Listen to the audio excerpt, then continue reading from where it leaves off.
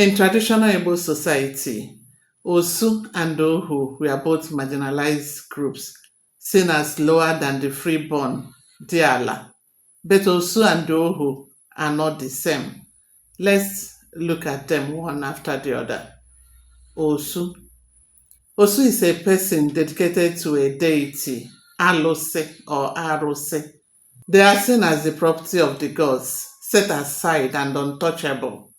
They usually lived around shrines or isolated areas. Their status were usually permanent and passed down to generations.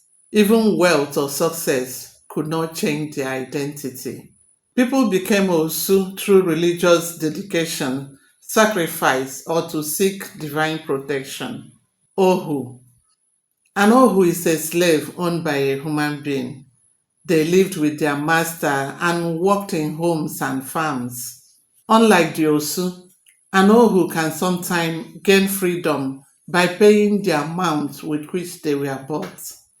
They were often acquired through war, slave trade, or debt. Key difference: Osu belonged to the gods, while Ohu belonged to humans. Similarities: both status were inherited. Marriage with freeborn was strongly forbidden. Anybody who marries an Osu or an Ohu will automatically become an Osu or Ohu, as the case may be.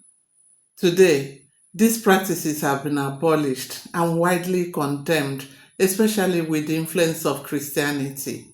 However, traces of the stigma still exist in some communities, especially in marriage.